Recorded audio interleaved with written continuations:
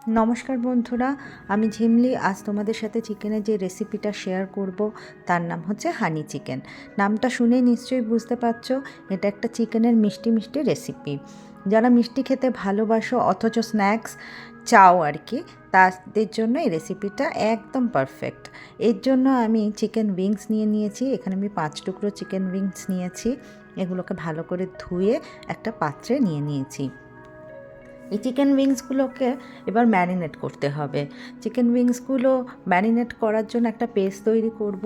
তার জন্য লাগবে আদা, রসুন, কাঁচা লঙ্কা, ধনেপাতা, পুদিনা পাতা। দেখো আমি মিক্সির জারে আদা নিয়ে নিলাম, রসুন নিয়ে নিলাম, কাঁচা লঙ্কা নিয়ে নিলাম দুটো। ঝালটা তোমাদের যেরকম ঝাল খাও সেই অনুযায়ী খাবে। ধনেপাতা দিয়ে দিলাম আর দিয়ে দেবো পুদিনা পাতা। পুদিনা পাতাটা অপশনাল, তোমাদের বাড়িতে যদি থাকে অবশ্যই দিও। আমি দিলাম কারণ আমার বাড়িতে ছিল। এটা একটা পেস্ট তৈরি করে নিলাম। এবার উইংসগুলোতে আমি একটা লেবু দিয়ে দিলাম রস করে। এবার দেব লবণ, স্বাদ মতো লবণ। এবার এই যে পেস্টটা বানালাম সেই পেস্টটাও দিয়ে দিলাম। 1 চামচ সয়া সস দিলাম, 1 চামচ গোলমরিচ দেব, দিয়ে ভালো করে এটাকে মাখিয়ে নেব। আমি 1 চামচ রিফাইন্ড অয়েলও ইউজ করব। এটাকে একটু আগে মাখিয়ে নিই, তারপর 1 চামচ রিফাইন্ড অয়েল দেব, দিয়ে আবারও ভালো করে মিশিয়ে নেব। 1 চামচ রিফাইন্ড অয়েল দিয়ে দিলাম, দিয়ে এটাকে মাখিয়ে নেব। মাখিয়ে 15 মিনিটের মতো রাখবো। 15 মিনিটের বেশি রাখার দরকার নেই, 15 মিনিটই রাখলেই যথেষ্ট। এর মধ্যেই জুসগুলো চিকেনের ভেতর ঢুকে যাবে। চিকেন তো বেশিক্ষণ ম্যারিনেট করার প্রয়োজন না, আর উইংসে অত ম্যারিনেশনের লাগে না। এবার একটা ডিম ফেটিয়ে আমি এর মধ্যে দিয়ে দিলাম,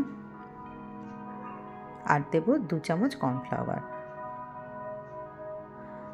ব্যাটারটা পাতলা হবে না, যেমন চিকেন পাকোড়ার ব্যাটার হয় ঘন ঘন, সেরকমই ব্যাটার তৈরি করব। ভালো করে চিকেনের সাথে মিশিয়ে নিলাম। দেখো গা মাখা মাখা হয়ে গেছে। আমার একটা চিকেন লিভার ছিল, সেটাও আমি দিয়ে দিয়েছি, কারণ আমার মেয়ে খুব ভালোবাসে। তো এটা যদি তোমাদের না থাকে দেওয়ার দরকার নেই, আমার ছিল বলে আমি দিয়েছি। এবার কড়াইতে তেল গরম করে এগুলোকে ভালো করে ভেজে নেব, চিকেন উইংসগুলোকে। আমার একটু ব্যাটার থেকে গেছে, সেগুলো আমি উপর থেকে এইভাবে দিয়ে দিলাম। ভাজার সময় আঁচটা অল্পই রাখতে হবে, হালকা আঁচেই ভাজতে হবে, কারণ আঁচটা বেশি হয়ে গেলে ভেতরটা কাঁচা থেকে যায়, বাইরেটা পুড়ে যায়। এগুলো তোমরা জানো, তাও বলে দিলাম। তাই অল্প আঁচটা করে আমি চিকেন উইংসগুলোকে ভেজে ভেজে নিলাম। একটু সময় নিয়ে ভাজতে হবে, আঁচটা যেহেতু কম একটু সময় লাগবে। আমার মোটামুটি চিকেন উইংসগুলো ভাজা হয়ে গেছে।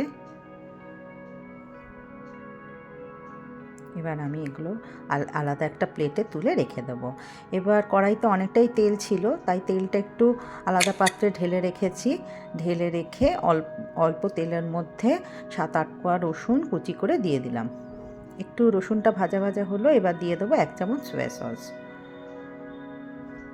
এখানেও আঁচটা আমি অল্পই রেখেছি, কারণ সবটাই পুড়ে যাবে না হলে। এবার দিয়ে দেবো অল্প করে এই চিকেন উইংসগুলো। দেখো চিকেন উইংসগুলো দিয়ে দিলাম, অল্প অল্প করে দিয়ে দিলাম সবটাই, দিয়ে নাড়াচাড়া করছি। বেশিক্ষণ রান্না করতে হবে না, জাস্ট একটু সতে করে নিলেই হবে। দিয়ে দিলাম অল্প চিনি, যেহেতু এটা একটু মিষ্টি রেসিপি সেই জন্য একটু চিনিও দিয়ে দিলাম, দিয়ে আবার একটু নাড়াচাড়া করে নিলাম। এবার দেব মেন ইনগ্রিডিয়েন্টস, যেটা হচ্ছে মধু। আমি এখানে 2 চামচ মধু দিয়েছি, তুমি 3 চামচও দিতে পারো। আমি এখানে 2 চামচ মধু দিয়েছি, যতটা চিকেন হবে সেই অনুযায়ী মধুটা দিতে হবে। আমি এখানে 2 চামচ দিলাম, কারণ পরে গার্নিশ করার সময় আমি আরেক চামচ মধু ওতে অ্যাড করব। এবার দিয়ে দিলাম সাদা তিল। সাদা তিল অবশ্যই দিতে হবে, সাদা তিল দিলে খেতেও টেস্ট হয় এবং দেখতেও খুব সুন্দর হয়। আমি এই হানি চিকেনে সাদা তিলটা অবশ্যই ব্যবহার করি, তোমরা অবশ্যই ব্যবহার করো। মোটামুটি রেডি হয়ে গেছে আমার হানি চিকেন। এবার আমি এটাকে প্লেটে তুলে নেব।